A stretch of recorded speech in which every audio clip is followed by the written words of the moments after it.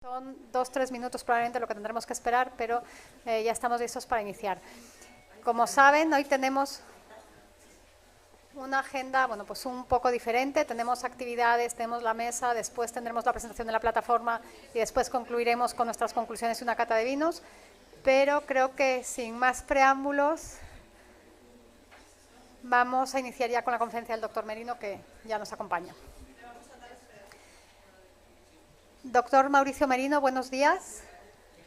Hola, ¿qué tal? ¿Cómo estás? Qué gusto de verte. Igualmente, Mauricio, muy bienvenido. Te agradecemos mucho el esfuerzo de estar con nosotros esta mañana. Nos hubiese gustado que fuese presencial, pero para la próxima aquí te tendremos en persona. Muchas Y gracias. sabemos que eres de, ahora sí que nuestras luminarias en estos temas que estamos tratando de discutir. Entonces agradecemos mucho que nos acompañes con esta conferencia magistral sobre bueno, pues el tema de transparencia y las políticas públicas esta mañana. Después de tu intervención nos pasarán unas preguntas escritas, entonces lo que voy a hacer es que yo te las leeré para ver si nos puedes responder algunas de las cuestiones de los que nos acompañan en la sala. Pues una conferencia muy esperada, Mauricio, así que muchas gracias de nuevo y pues tiene usted la palabra. Muchísimas gracias. Gracias por la invitación. Entiendo que se escucha bien el audio y espero que se vea también el video. Tú me dirás si se está escuchando correctamente. Sí, perfecto. Perfecto. Entonces, bueno, muy buenos días a todas y a todos. Y en realidad, más que una conferencia magistral, que siempre me parece un poco inquietante, yo quisiera proponerles a ustedes una conversación sobre estos temas que a todas luces son transversales a las políticas públicas que se intentan diseñar y que a veces se diseñan incluso con cierto éxito en el país. Y me gustaría plantear el tema en tres momentos diferentes. Hay, digamos, una suerte de prehistoria, por así llamarla, de el acceso a la información y de la búsqueda de construir un derecho fundamental de acceder a la información pública, en la que también se inscribe los primeros esfuerzos que hizo el país para ir construyendo una serie de instituciones dedicadas al mismo tiempo a garantizar la información y a tratar de avanzar en los espacios de fiscalización y de evaluación de las políticas públicas. Hay un segundo momento, que es quizá el momento en el que ahora mismo estamos, que seguramente es el que mayor interés despierta entre todas y todos nosotros, que tiene que ver con la posibilidad ya real de no solamente tener instituciones públicas dedicadas, abocadas a estos temas, sino haber inscrito el derecho de acceso a la información como ya formalmente un derecho constitucional protegido por leyes generales, por lo tanto de aplicación para todo el país.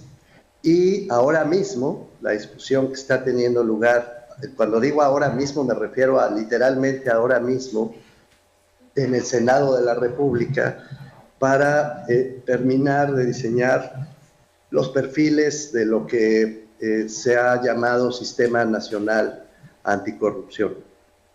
Y yo diría que todavía nos espera, después de este segundo momento, una larga batalla, no solamente para hacer posible que estas leyes se cumplan indiscriminadamente, sea contra quien sea, y pase lo que pase con el uso de estas leyes, con o sin liderazgos políticos previamente consolidados, porque de eso se trata la existencia de las instituciones públicas, que sean indiferentes a las personas a las que están dirigidas, cuando son instituciones democráticas, de verdad. Y por otro lado, creo que tenemos que comenzar a construir una nueva visión de la forma en que se administran las cosas públicas, inyectando, y este es mi comentario final, será el tercer capítulo, digamos, de mi intervención de esta mañana, inyectando a México, ojalá, lo que a mí me gustaría empacar como el derecho a la buena administración, que es una batalla más localizada, más concreta, que sin embargo está teniendo ya lugar en una expresión institucional específica en la hechura del proyecto de Constitución para la Ciudad de México. Entonces voy por partes. La primera parte, la de la que estoy llamando prehistoria, en realidad es consecuencia de nuestra alternancia política. Lo primero que es importante registrar es que hasta antes del cambio de siglo, es un cambio de siglo que no necesariamente sucede en el año 2000, sino que en realidad empieza a cambiar hacia mediados de los años 90. Todos sabemos, los siglos tienen fechas, pero la historia no necesariamente se corresponde con esas fechas específicas. Hacia finales de los años 90 empezaron a construirse algunas de las instituciones que más tarde acabarían siendo emblemáticas en los procesos de fiscalización de los recursos públicos y en los procesos de evaluación de las políticas públicas. Pero no sería sino hasta la alternancia política, cuando Vicente Fox ganó la presidencia de la República, cuando realmente se abriría una ventana de oportunidad que resultó menos ancha de lo que nuestras expectativas habían producido, pero de todas maneras fue una ventana de oportunidad razonable que permitió, de un lado, consolidar el trabajo técnicamente autónomo de la Auditoría Superior de la Federación, un órgano técnico de la Cámara de Diputados para revisar el gasto público federal, que permitió también que desde la Auditoría Superior de la Federación empezara a crearse una área específica destinada a la evaluación del desempeño, a la auditoría del desempeño, que es en realidad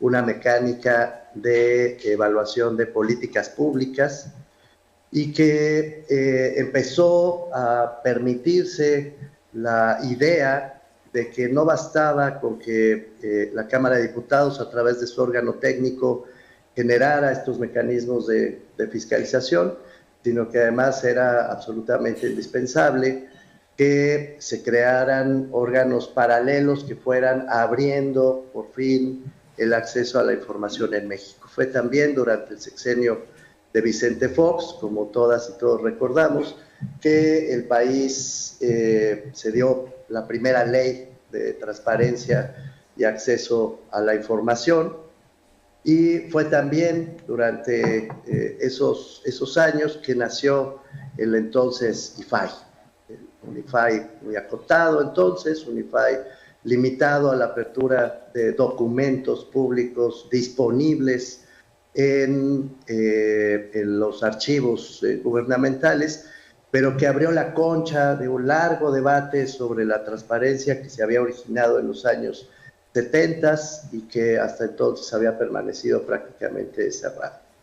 Fue entonces en ese mismo sexenio cuando finalmente se abren estos dos espacios para una nueva mirada hacia la administración pública. Y creo que no sobra añadir que también fue en esos años de la que sigo llamando la prehistoria de todo lo que estamos viviendo, que se propuso el nacimiento de lo que acabaría siendo una institución emblemática, que a mí me sigue pareciendo realmente ejemplar, que es el Coneval.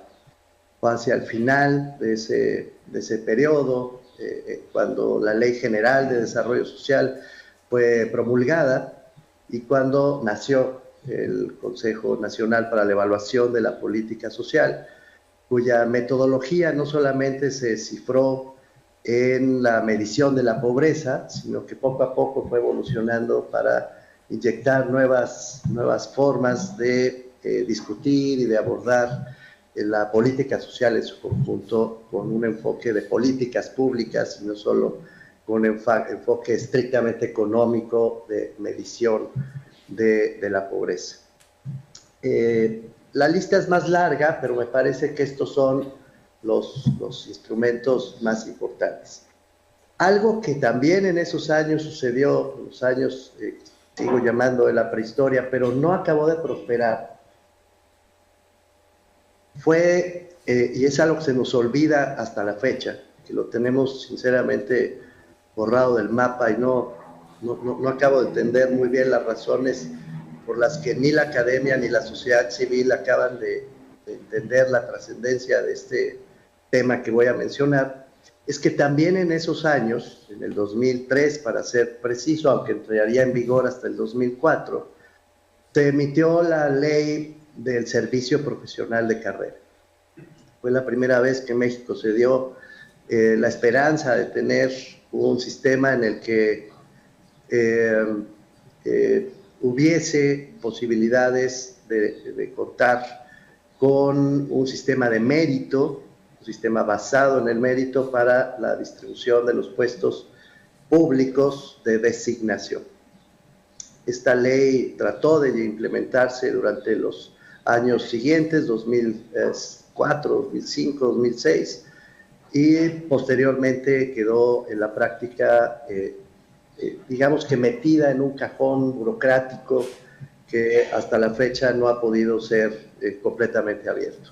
Y que, repito, por razones que deben estudiarse con más cuidado de lo que ahora mismo estoy diciendo, ni la academia, en el sentido estricto, amplio, como un programa de investigación, quiero decir, ni la sociedad civil han hecho suyo hasta el día de hoy, a pesar de que se trata de uno de los temas sin duda más delicados en cuanto al abuso de los recursos públicos del país. Es el famoso sistema de botín, el que prevalece todavía en prácticamente toda la República. De hecho, siguiendo con esta idea, hace muy poco el Banco Interamericano de Desarrollo, el BID, me refiero hace muy poco, hace apenas en mayo, el BID presentó un nuevo estudio de la situación de los servicios de carrera en las entidades federativas, está disponible en internet, y bueno, lo único que revela es que efectivamente, a pesar de todos los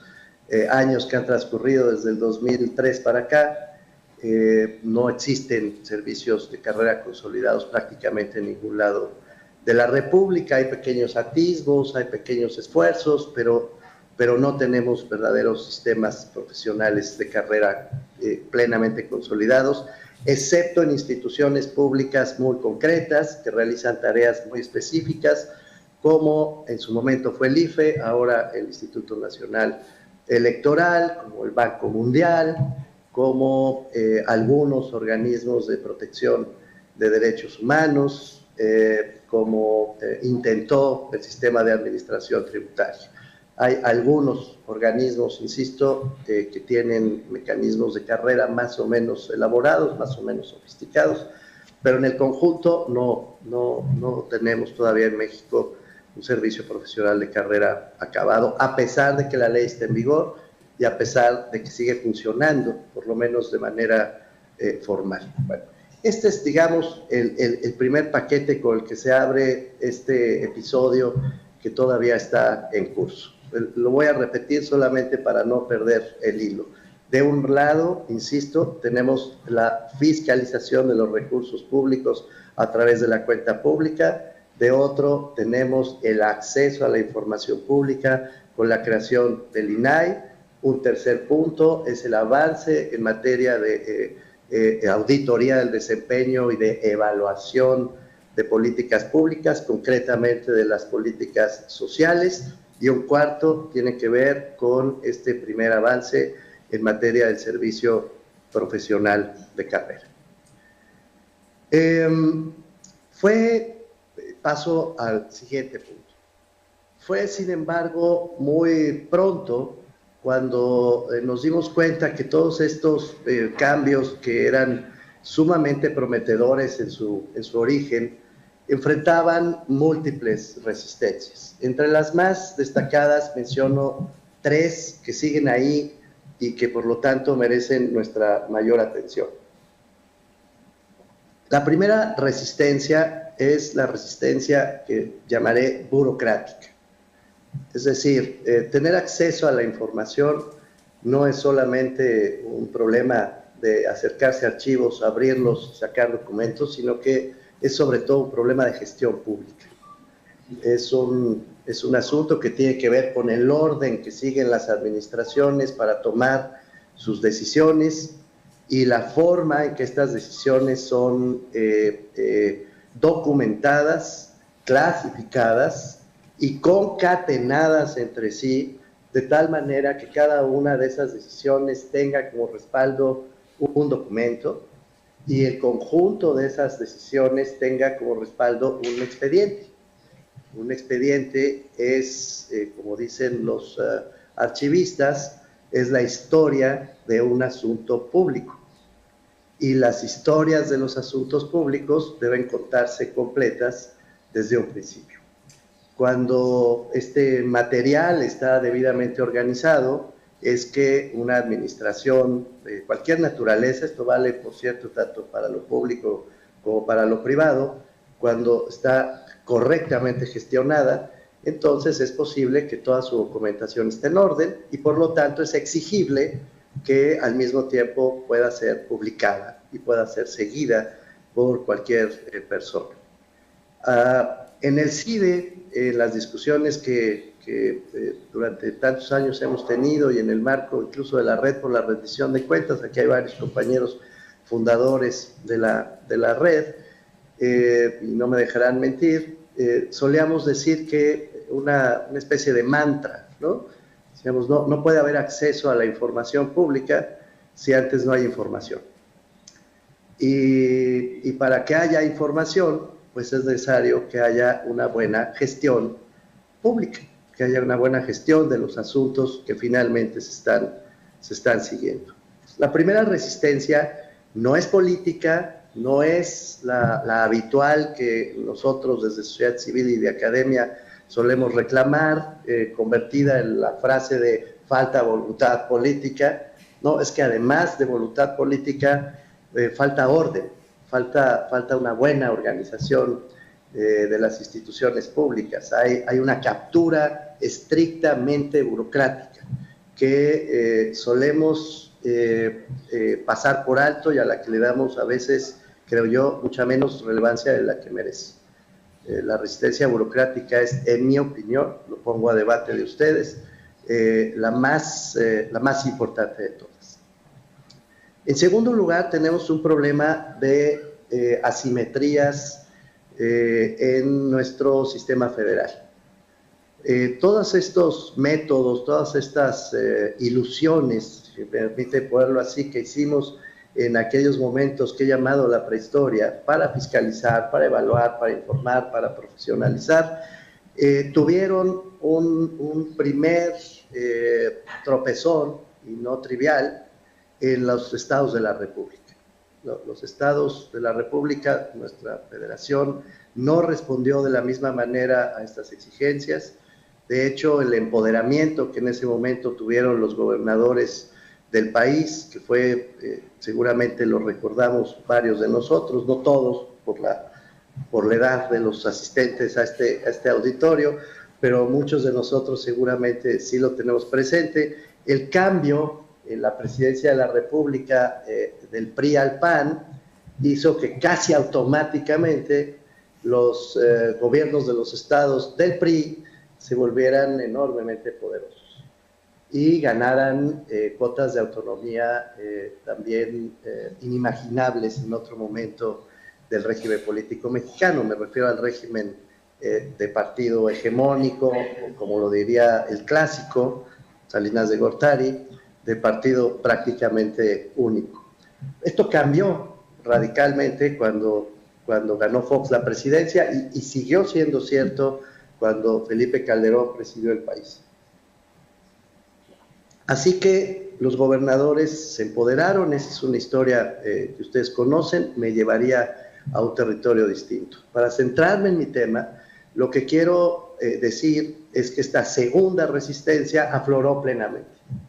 Los gobiernos de los estados y los gobiernos de los municipales tomaron los temas de evaluación, de apertura de la información, de rendición de cuentas, en una palabra, de una manera muy, muy heterogénea, con algunos con mucho éxito, con buena voluntad, otros francamente entorpeciéndola, deteniéndola, y prácticamente todos intentando y logrando capturar a los órganos de fiscalización y a los órganos de apertura de la información y a los órganos de evaluación de las políticas públicas. Es decir, no dejaron de reproducir el modelo que se había gestado en la Federación, pero lo hicieron capturando a los operadores principales de ese modelo en cada una de las entidades. Y lo hicieron además generando diferencias entre las entidades federativas de tal magnitud que acabaron vulnerando, para todo efecto práctico, el cumplimiento del derecho de acceso a la información. Es decir, existía formalmente ya la vía para pedir información y para exigir cuentas, pero esa formalidad institucional estaba prácticamente bloqueada por asuntos de política local. Bueno, esto hizo que a partir de tan pronto como comenzó el sexenio de Felipe Calderón, se iniciaran nuevos movimientos convocados por las organizaciones de la sociedad civil. Fundar, por supuesto, ha sido un actor absolutamente clave en esta historia, y también nuevos estudios, nuevos conocimientos aportados por la academia, permítame llamarle así, academia militante, es decir, la academia que no se encierra en su cubículo a producir conocimientos para hacer papers, sino que además se atreve a salir a la calle y a tener posturas políticas. Y esto hizo posible que ya en 2007 hubiera una nueva reforma a la Constitución para tratar de estandarizar, de poner los mínimos necesarios en cuanto al derecho de acceso a la información. Para 2008, además, en este nuevo momento, hubo nuevas reformas constitucionales para darle mayor capacidad de fiscalización a la Auditoría Superior de la Federación y para ya llevar al marco constitucional la auditoría del desempeño, es decir, para volver ya plenamente válidas las evaluaciones de políticas públicas que desde entonces se hacen en esta oficina de la Auditoría Especial del Desempeño de la Auditoría Superior de la Federación. Para 2007, además, se emitió un nuevo reglamento del Servicio Profesional de Carrera que intentaba corregir los defectos de implementación de la ley original del Servicio Profesional de Carrera, y también en esos años Coneval rediseñó su metodología, como todos sabemos en este salón, para no solamente tener mayor capacidad de evaluación de la política social en términos de regresividad o progresividad del gasto público en materia de política social, sino para abarcar lo que sería llamado la pobreza multidimensional, es decir, las distintas dimensiones que acaban determinando el acceso o no a servicios básicos, a la satisfacción de necesidades básicas, que finalmente acaban también cifradas en unidades monetarias y que por lo tanto se pueden medir. Creo que en este sentido las aportaciones de Coneval también se fueron consolidando. Hubo debates en esa época en Coneval, por cierto, del mayor interés en relación con la forma de evaluar las políticas públicas a partir de los resultados que ofrecían. No fueron debates sencillos, y yo diría que hasta la fecha siguen vigentes. La manera de evaluar políticas públicas sigue siendo uno de los temas de mayor calado en el mundo entero, no solamente en México, y sigue siendo uno de los grandes temas pendientes de nuestra agenda pública, de llegar a una metodología más o menos afín porque dependiendo de quién evalúe, si se trata de Coneval o si las evaluaciones las hace la Auditoría Superior de la Federación o si las hacemos instituciones académicas, llegamos a conclusiones no solo diferentes, sino que a veces incluso diametralmente opuestas, lo que revela que necesitamos construir acuerdos mucho más finos en esta materia. Paradójicamente, sin embargo, y a pesar de estos cambios que todavía sucedieron durante el gobierno de Calderón, la verdad es que no sería sino hasta, así es la vida, hasta el regreso del PRI a la presidencia de la República, cuando se abriría en el 2012 una nueva oportunidad, una nueva ventana de oportunidad para volver a plantear estos temas con toda su fuerza. No tanto porque, y esta es la paradoja, porque el PRI tuviera un gran entusiasmo en volver a abrir estos temas, aunque sin duda lo planteó dentro de su propia agenda política y estuvo planteado ya desde la convocatoria que hizo el que sería el presidente Peña Nieto más adelante en sus primeras negociaciones para lanzar el conocido Pacto por México, sino porque el propio Enrique Peña Nieto propuso como sus primeras acciones las que estarían vinculadas con la transparencia. Y esta fue, ya se nos olvidó, pero habrá que tener presente que la primera promesa, el primer compromiso, incluso la primera iniciativa que presentó el presidente Peña Nieto, precisamente estaba dirigida a estos temas que hoy estamos aquí discutiendo. Esto abrió entonces una ventana de oportunidad. El debate ha sido francamente muy extenso y muy profundo. No voy a entrar a todos los detalles del debate que ha tenido este sexenio en esta materia, porque quisiera solamente, para beneficio del tiempo, concentrarme en dos puntos concretos que ahora mismo están teniendo su propio desenlace. La primera vía fue la de la reconstrucción del esquema constitucional de transparencia y su traducción en un conjunto de leyes generales que permitieran combatir las resistencias a las que me he referido. Por cierto, omití mencionar la obvia, porque estaba sobre la mesa, burocrática, la federal y la política, la de los partidos políticos y del ciclo político, electoral, gubernamental que está siempre imbricado en estas materias. Ok, perdón, olvidé ese último punto. Entonces, a esas resistencias se levantó, se opuso una deliberación que esta vez estuvo mucho más articulada entre sociedad civil y academia, que esta vez contó ya con una coalición de acción, que quizá es una de las grandes novedades del principio de este sexenio, una coalición bastante robusta, diría yo, visible, muy activa, que juntó, que reunió en una acción colectiva a muy diversas organizaciones de la sociedad civil que empezaron a interactuar cada vez más en una comunidad de práctica y luego de manera formal a través de organizaciones de segundo piso, que contó con el respaldo de las instituciones públicas que venían de la prehistoria, como el IFAI, que jugó un papel en ese momento realmente relevante, de la propia Auditoría Superior de la Federación. En su momento se sumaría incluso el Instituto Federal Electoral de manera francamente entusiasta, se sumaría después el Archivo General de la Nación. En fin, se formó una coalición de acción en el sentido de Sabatier, de Paul Sabatier, y fue posible abrir una nueva mirada mucho más exigente sobre lo que se pedía en materia de rendición de cuentas. Se abrieron dos vías paralelas.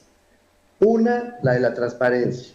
La segunda, la que habría de conducir, espero, en estas horas, a la construcción de un sistema nacional anticorrupción.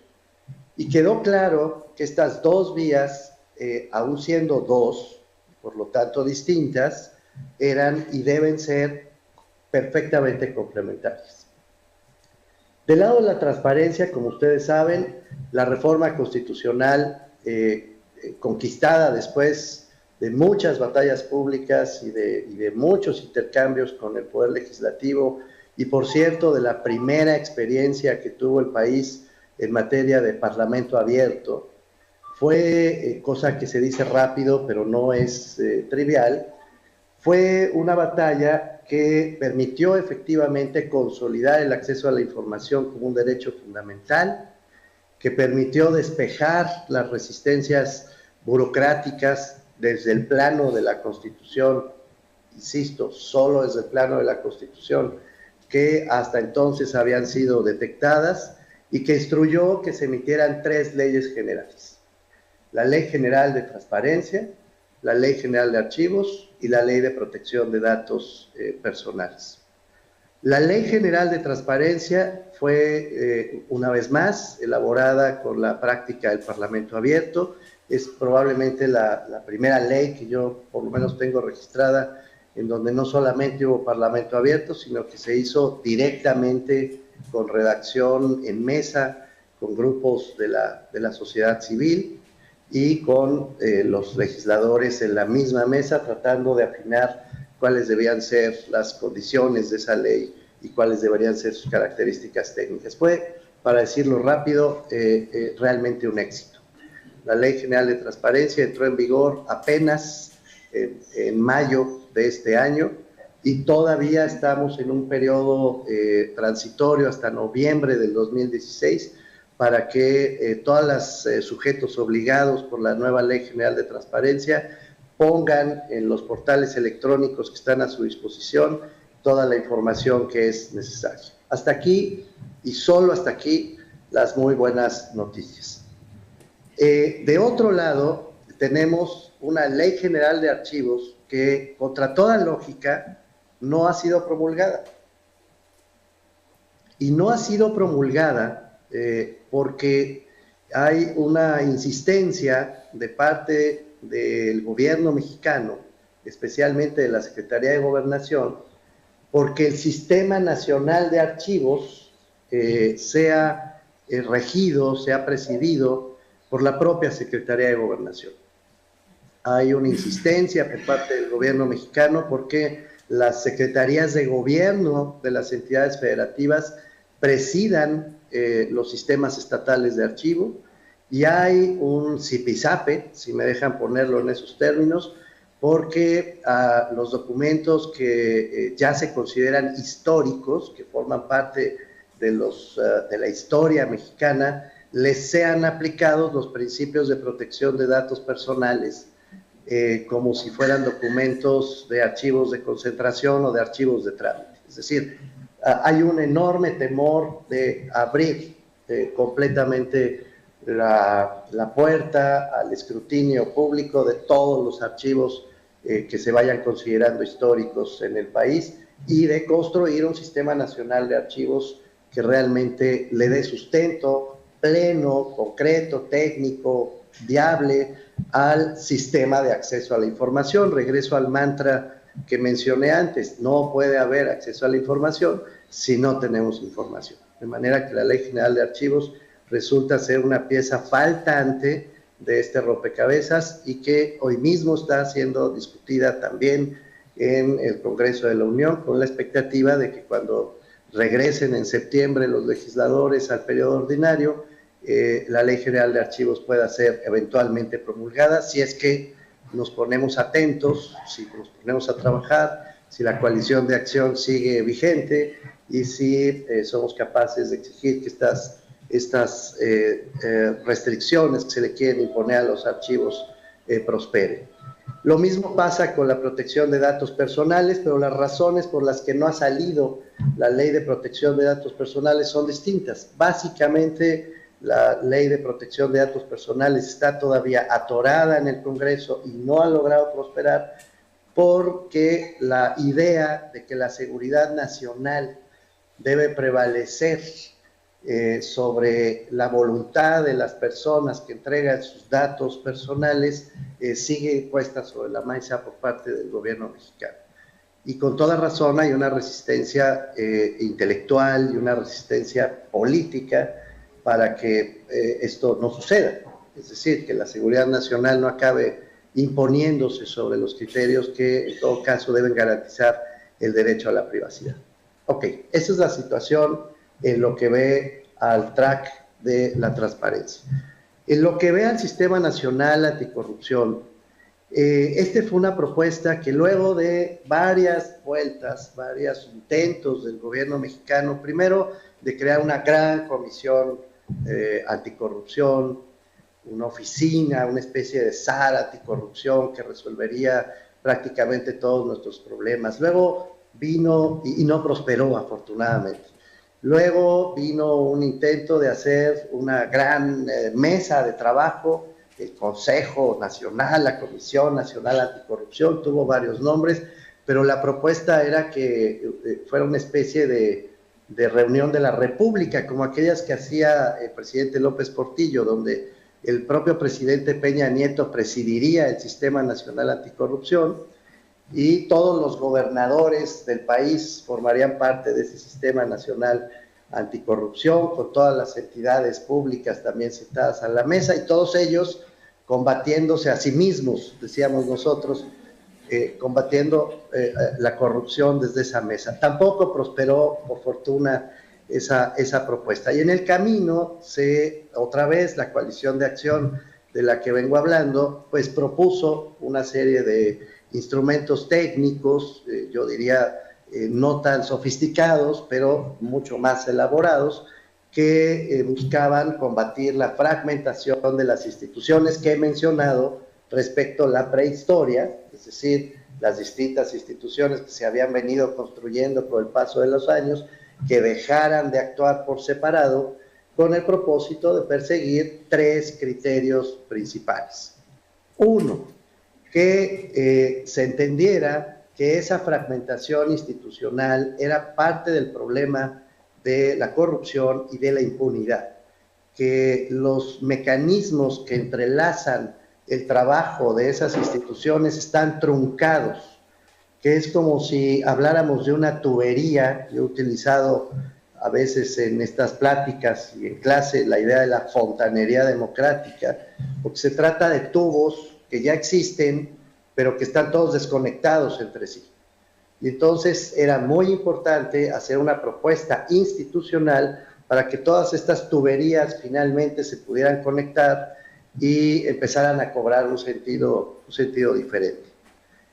En segundo lugar, era muy importante entender que la corrupción no solamente consiste en perseguir corruptos y no solamente consiste en buscar peces gordos y todas estas historias mediáticas de escándalo, sino que la corrupción es sobre todo un problema, otra vez, de gestión de la cosa pública y cuyas causas suponen un esfuerzo de inteligencia institucional para poder modificar esas causas que acaban generando. Todos sabemos en este país que las compras públicas, todos sabemos que las adquisiciones, todos sabemos que el reparto de puestos, todos sabemos que las licencias de fraccionamientos, todos sabemos que la entrega de concesiones, todos sabemos que la entrega de medios para la industria extractiva, todo está perfectamente documentado, son espacios típicos de corrupción en México, entre varios más. Y nadie hace nada porque los mecanismos institucionales que tenemos ahora, insisto, están todos desconectados, no acaban de hacer un sistema que permita contrarrestar con inteligencia institucional esos procedimientos, esas normas, esas prácticas que acaban generando enormes caudales de dinero público. Por cierto, entre las tuberías desconectadas está también la de la política electoral, el dinero que se desvía a los partidos políticos, a las candidaturas, por todos los partidos políticos, del PRI a Morena y de Morena al PRI, sin excepciones, y que sistemáticamente han venido dañando, por supuesto, el ejercicio del gasto público, desviándolo, creando programas sociales artificiales que no llegan más que a clientelas políticas y generando mecanismos de corrupción cada vez más extendidos. Y la tercera cuestión es entender que la corrupción no es un asunto solo de personas que actúan de manera aislada, escondidos, como pequeños carteristas, sino que la corrupción es equivalente al crimen organizado, como lo entendieron en su momento en Italia, cito a Fumarolo. La corrupción es crimen organizado para todo efecto práctico, es decir, la corrupción sucede en redes. Son personas del sector público y del sector privado que se organizan, se ponen de acuerdo precisamente para, montándose en una normatividad muy frágil, muy débil, muy vulnerable, o incluso yendo por encima, o prefiero decir por debajo de esa normatividad, se organizan para extraer rentas estatales obviamente ilícitas. A veces incluso se organizan para que las rentas parezcan lícitas y sin embargo suceden actos de corrupción. La corrupción es pues un fenómeno de redes, esto es lo que quiero transmitir. Y siendo un fenómeno de redes, pues tiene que ser atacada también mediante un sistema que sea capaz de detectar esas redes y de actuar sobre ellas. Los detalles técnicos son mucho más extensos que lo que les estoy diciendo, pero no quiero tomar demasiado tiempo, ya estoy tomando mucho. Por fortuna, el año pasado, este diseño propuesto de nuevo por la Coalición de Acción de la que estoy hablando, prosperó, y entonces hubo una reforma constitucional que en mayo del 2015 fue promulgada y que instruyó la creación de un sistema nacional anticorrupción. Hoy mismo, en este momento, ahora, en tiempo real, quiero decir, mientras hablamos aquí, Guillermo Ávila me está pasando datos, estamos viendo cómo el Senado de la República está discutiendo el paquete legislativo que se desprende de la reforma constitucional del Sistema Nacional Anticorrupción. Parece que todo ha prosperado razonablemente bien, pero los partidos llevan en su ADN el conflicto. Y llevan en su ADN la idea de que cualquier oportunidad es buena para ganar algunas líneas Ágata, algunos titulares en prensa, y cualquier oportunidad es buena para pegarle a los adversarios. Esa es la verdad. Y en este sentido, como eso viene instalado en el ADN de los partidos, pues mucho me temo que el debate todavía se va a tomar por lo menos unos días más, mientras los partidos tratan de ver cómo obtienen las mayores ventajas posibles de esta legislación secundaria del Sistema Nacional Anticorrupción. Curiosamente, la nuez del debate que está teniendo lugar en el Senado, la manzana de la discordia, si prefieren ponerlo así, es la propuesta que un grupo de ciudadanos hicimos para tener una nueva ley general de responsabilidades administrativas, dado que entendimos que este mecanismo sucedía en redes, lo que acabo de explicar, que había que conectar a las instituciones y que había que actuar en materia del sistema disciplinario del país. Varias organizaciones, varios ciudadanos nos dimos a la tarea de redactar una propuesta de ley general de responsabilidades administrativas que mercadológicamente, yo creo que fue un error, pero mercadológicamente acabó presentada como la ley 3 de 3. Como probablemente muchos de ustedes saben y probablemente muchos de ustedes respaldaron, esta fue presentada como iniciativa ciudadana con más de 634,000 firmas al Congreso de la Unión, tuvo un enorme respaldo público, y la paradoja que estamos viviendo ahora mismo en el Senado es que esa iniciativa y sus contenidos han acabado convertidos en la manzana de la discordia en un punto específico, concreto, que es la publicidad de las declaraciones patrimoniales de los funcionarios públicos. No hay debate en otros temas, el Sistema Nacional Anticorrupción es mucho más complejo que eso, tiene un paquete de 7 reformas legislativas, 2 leyes generales, estamos hablando de más de 400 artículos, para decirlo de una sola vez, que conforman todo este diseño en el que hemos venido trabajando durante ya un largo rato y un amplio grupo de personas. Bueno, pero un punto específico que es la publicidad de las declaraciones patrimoniales se ha convertido en este momento en la manzana de la discordia. Para decirlo de nuevo muy rápido, la sociedad civil, la misma que ha propuesto la iniciativa ciudadana, ha sugerido al Senado de la República, al Congreso, que sea el Comité de Participación Ciudadana que venturosamente va a presidir el Sistema Nacional Anticorrupción, el que determine los formatos de las declaraciones patrimoniales de conflicto de interés y fiscal y determine en qué casos estas declaraciones deben hacerse completamente públicas y en cuáles podría haber argumentos para no hacerlo, por razones diferenciadas, caso por caso, en función de los ingresos, de la importancia de los funcionarios, de la situación de cada uno en particular. No importa, esta iniciativa aparentemente está siendo ahora mismo debatida en el Senado de la República. Hace un momento ya en comisiones votaron una propuesta de la Ley General de Responsabilidades Administrativas, literalmente hace un momento, que entiendo incorpora esta idea de que sea el Comité de Participación Ciudadana el que finalmente determine el contenido específico de las declaraciones públicas y pueda hacer el seguimiento, obviamente, de toda la información que esté depositada en el propio Sistema Nacional Anticorrupción. Doctor Merino, muchas gracias. Ya nos estamos acercando al cierre.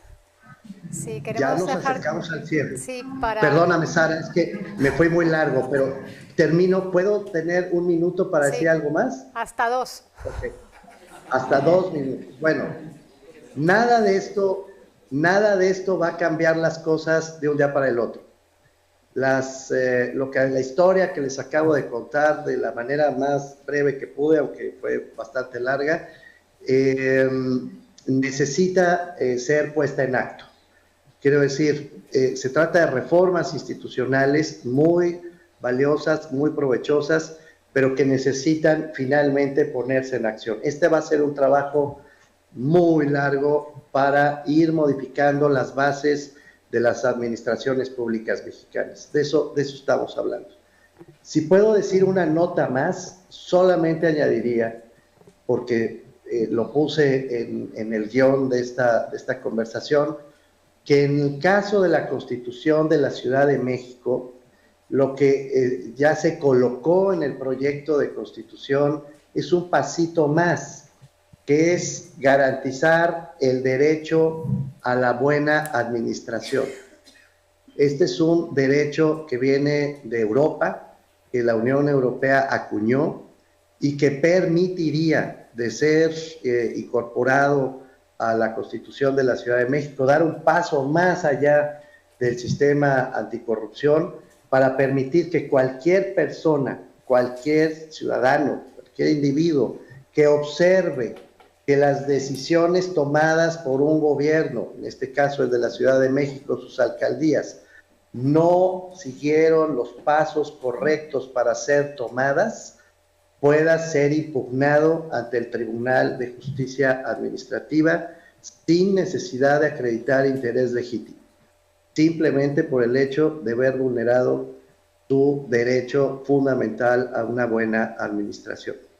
No sé si el constituyente de la Ciudad de México va a aceptar o no esta propuesta del derecho a la buena administración, pero confío en que, de ser aceptada, habrá significado un pasito más en la dirección de la rendición de cuentas que, como les cuento, pues ya tiene por lo menos 3 lustros de activismo pleno y que desde la prehistoria, finales de los años 90 del siglo anterior hasta el día de hoy, pues ha venido avanzando en la dirección correcta, creo yo, de tener un sistema de rendición de cuentas realmente robusto y una política que finalmente impacte a la buena gestión pública, a la honestidad y combata a la corrupción en todo el país. Muchas gracias por escuchar. Muchas gracias.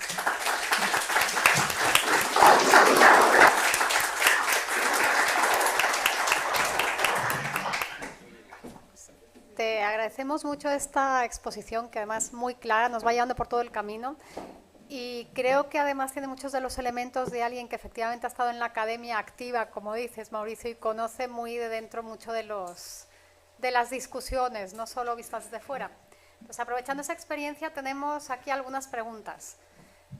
Si te parece, te leo 2, 3 para que nos des una respuesta y ya después tenemos en total 5 por el momento.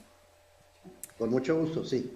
Entonces, la primera que nos trajeron dice: ¿existen miedos en el gobierno que limitan la transparencia, el acceso a la información y el combate a la corrupción en virtud de que perciben que hay una pérdida de poder? Sí, ¿quieres que las conteste una por una, Sara? Como prefieras. Si no nos haces respuestas muy largas, porque quizás es más fácil un poco darte el tiempo sobre varios temas, ¿no? Que tengamos 2, 3. Bueno, este es fácil de contestar. Entonces, por supuesto que hay limitantes porque la idea principal de la transparencia y de la rendición de cuentas es limitar el abuso del poder. Esa es precisamente su definición. La corrupción es la apropiación ilegítima de lo público. Y lo que se busca con la transparencia y con la rendición de cuentas es precisamente limitar el abuso del poder en cualquiera de sus manifestaciones. Así que está muy fácil de contestar. Y hay resistencias, que sean resistencias, todas las que ustedes quieran imaginar y todas las que estamos obligados a documentar con el paso de los años. Entonces, ahora, relacionado, hay otras dos que creo que van un poco en la línea. ¿Considera usted que existen aspectos culturales en amplios sectores de la población que favorecen la corrupción y la no rendición de cuentas? Y hasta ahora se ha hablado de procesos a nivel nacional, un poco en la misma línea. ¿Qué obstáculos o resistencias identifica para fortalecer políticas públicas y prácticas institucionales a nivel estatal y municipal para promover la transparencia y rendición de cuentas? Que eso ya nos diste algunos elementos ahí en la plática. Sí. Así es. Bueno, el tema de la cultura, me hacen preguntas breves, pero el tema de la cultura da para otra conferencia. Me invitan mañana y esto se volvió popular porque el presidente Peña Nieto se le ocurrió contestarle a Denise Merker en una entrevista muy conocida que la corrupción era un problema cultural. Y tenía parcialmente razón. Es cierto que la corrupción sí tiene una base también cultural, pero como todo en la cultura tiene mucho más que ver con la forma en que nos relacionamos y a partir de las reglas que nos damos para civilizarnos. Suponer que es solo un asunto cultural y dejar la corrupción a ver si las próximas generaciones nos nacen un poco más honestas que las nuestras es obviamente una barbaridad.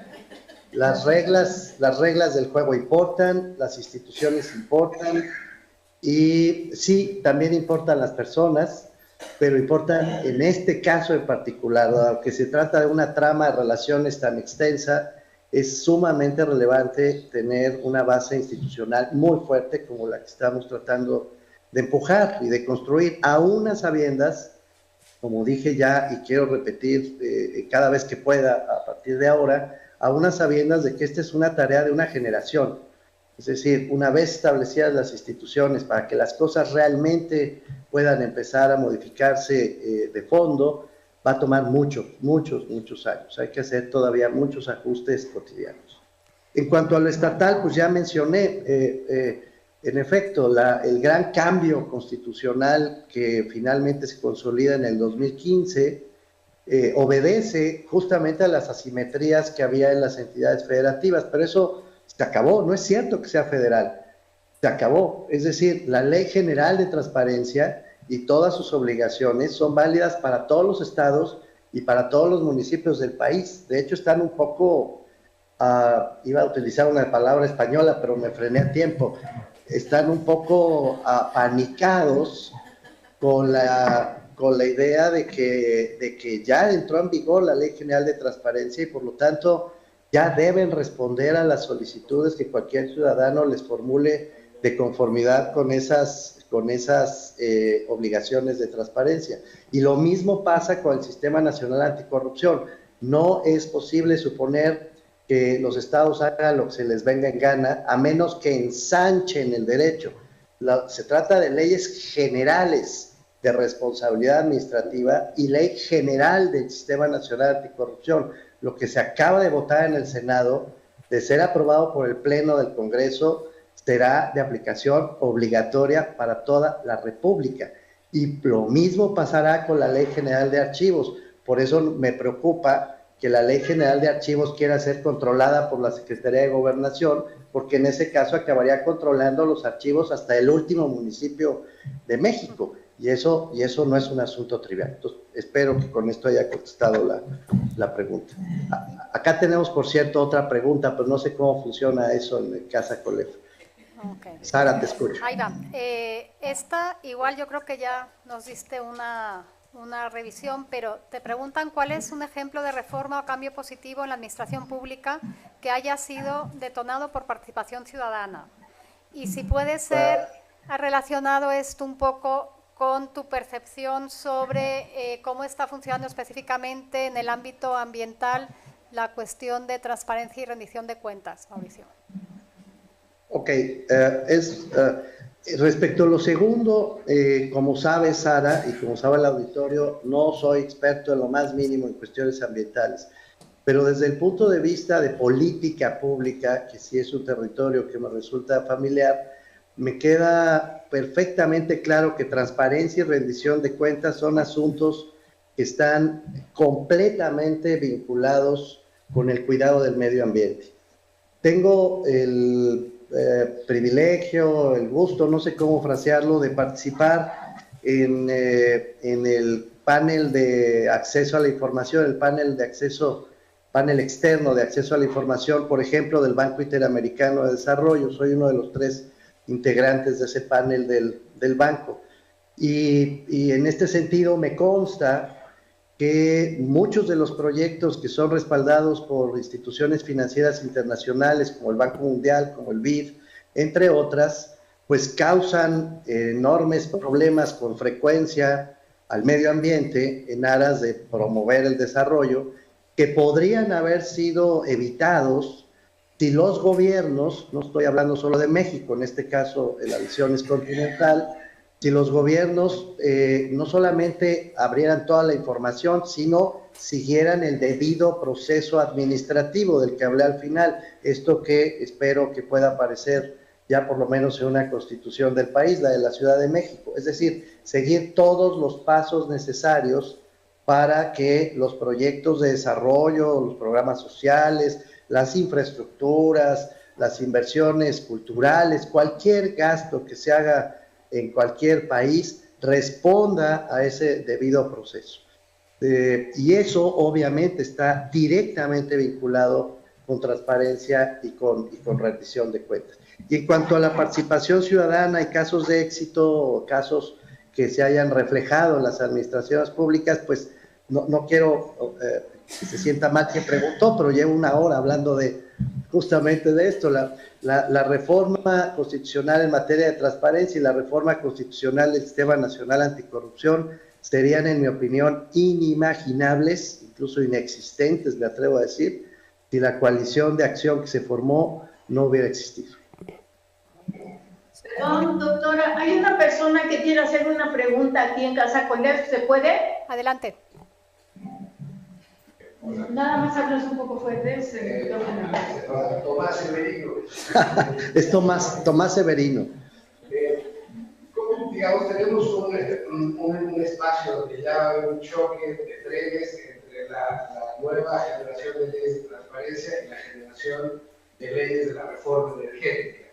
Uy, sí. Esta declaración de interés público, de todo lo que tenga que ver con hidrocarburos y extracción, que es, digamos, la continuación de la ley minera como ley madre, ya está por encima de todo. ¿Cómo vamos que, digamos, sin meternos a temas ambientales, pero desde una meta política, no, desde la meta constitucionalidad, cómo podemos enfrentarnos con las herramientas que hoy tenemos, que no sea solamente amparo y Suprema Corte, para defender antes, durante y después ante esta absoluta manga ancha que le otorga las leyes de la reforma energética a la administración para entrar a terrenos, para saltarse la consulta, para incluso llegar con el juez de distrito y llegar con una orden de cateo para entrar a los territorios y hacer exploración. Es un poco general, pero va desde ahí. No, es sumamente importante. Lo que tenemos que explorar, y esto lo ha dicho, bueno, Daniel Kaufman lleva años explorando el asunto y diciéndolo por todas las vías posibles, lo que tenemos que explorar es las vías jurídicas. Una vez, a ver, paso 1, había que construir el marco del derecho. No teníamos un marco de transparencia y no teníamos un marco para combatir la corrupción, ¿de acuerdo? De hecho, todavía no lo tenemos. Estamos en ese proceso de construcción, acabo de explicarlo, voy a decir una vez más. En materia de transparencia ya hay una ley general de transparencia, hay que operarla, hay que ponerla en juego, y eso incluye a las... Bueno, hay que usarla, porque las empresas productivas del Estado no se salvan del asunto. Entonces hay que usarla. Toda vez que hay dinero público, tenemos derecho a saber a dónde va el dinero público. Incluye fideicomisos, incluye sindicatos, hay muchas vías abiertas con la Ley General de Transparencia para poder pedir, exigir esa información.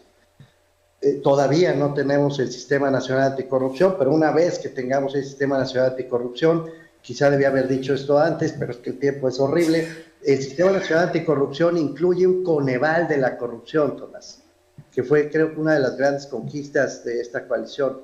Es decir, no tenemos una institución que reúna toda la información vinculada con la impunidad y con la corrupción. Ni siquiera tenemos una metodología aceptable para medirla. No tenemos acceso a la información fina que genera estos actos de corrupción desde el plano causal, y no tenemos tampoco un instituto que pueda ser capaz de hacer estas recomendaciones. Una vez aprobado la Ley General del Sistema Nacional Anticorrupción, que ocurrió hoy a las 2 de la mañana, más o menos, 1 de la mañana de hoy, ese Coneval de la corrupción ya empezaría a existir. Entonces, paso 1, había que crear las normas y había que crear las instituciones, porque si no, querido Tomás, todo se vuelve escándalo de prensa, rebote, en fin, pero sin efectos institucionales concretos. Segundo, hay que mantener la coalición activa y hay que ensancharla y hay que promoverla. Y los medioambientalistas y la gente de derechos humanos y la gente que está protegiendo a las niñas, niños y adolescentes, y, en fin, las distintas causas que están persiguiendo en este país, tendrían que juntarse para hacer valer ese marco institucional, no para pegarle, por favor, porque solamente en nombre de no sé qué personaje magnífico se va a limpiar el país. No, no, las instituciones sirven para rescatar la dignidad de la democracia, pero la dignidad de la democracia no se rescata sola, se rescata cuando tienes una coalición muy activa, muy bien orquestada, que hace exigible ese derecho. Y esto hay que hacerlo, esa es la tarea. Tenemos que usar las nuevas instituciones que nos hemos dado, si no se van a hundir. Y la tercera y última tarea es, como dicen los clásicos, estoy citando nada más la literatura de política pública, es no cansarse, no rendirse, porque esto es cansado. Y el chiste es no cansarse nunca. Sin duda, la industria extractiva es una industria depredadora en todo el mundo, de lejos. Es con mucho la industria más corrupta y es la industria más destructiva del mundo entero. Y es esa misma industria a la que le hemos abierto las puertas con una enorme alegría en México. Yo tuve una experiencia en los años 80 con Pemex, justamente en Tabasco, y me consta cómo en aquellos años la depredación de Pemex, siendo una industria del propio Estado, fue verdaderamente brutal. Estoy seguro que mucha gente en el auditorio ha documentado o tiene muy presente la depredación ambiental que hubo en Tabasco como producto de la expansión petrolera en aquella entidad. Bueno, eso hay que multiplicarlo, no sé por cuánto, cuando venga la industria extractiva privada a actuar con esta lógica. Por lo tanto, hay que oponerle las leyes anticorrupción y hay que oponerle las leyes de transparencia a la industria extractiva. Es el consejo de Daniel Kaufman, no estoy diciendo nada que no se conozca ya, pero con una muy potente coalición de acción intelectual, y social que haga que las instituciones públicas cumplan con su labor. Eso es lo que yo creo, Tomás. Muchas ¿Alguna gracias. otra, Sara? Pues aquí hay un par de preguntas más, pero me temo que ya no tenemos mucho tiempo, Mauricio. Entonces, había una inquietud sobre mecanismos de acceso a información de recursos privados invertidos en obra pública. Sí, hay todo lo que sea público es público, esa es la respuesta. Okay, perfecto. La respuesta rápida. Entonces, si el proyecto es público, todo se vuelve público, en pocas palabras. Lo que es público, así de Exacto. simple. Bueno, No hay entonces, ninguna restricción y podemos y debemos exigir que se cumpla porque esa ya existe. La única que ya existe y está en la mesa es la Ley General de Transparencia. Hay que activarla. bueno, entonces muchísimas gracias. Con eso vamos Muchas a dar cierre a las preguntas por ahora. Yo, como siempre, me da gusto escucharte, Mauricio, porque creo que hace falta escuchar opiniones de personas convencidas del valor de las instituciones, críticamente, pero que nos proponen esa institucionalidad, porque muchas veces, como dices tú, caemos en el desánimo y se oyen comentarios que son muy desalentadores. Y con eso creo que además nos pones muy bien nos preparas el terreno para la siguiente mesa, que es precisamente sobre políticas públicas en medio ambiente. Y Pues qué bueno, que no se nos olvide que las instituciones son nuestras, Sara, exacto, no son de ellos. Sí, son no son una entelequia a la que no se puede acceder. Y son igual nuestras. yo aprovecho esto para plantearte que tendremos que volver a invitarte entonces en los dos temas que nos comentaste sobre cultura y sobre gestión pública. Y con eso quedaríamos emplazados con el grupo para seguir esta discusión. Muchísimas gracias otra vez, Mauricio. Como siempre, un gusto. Gracias, hasta luego. Que les vaya muy bien.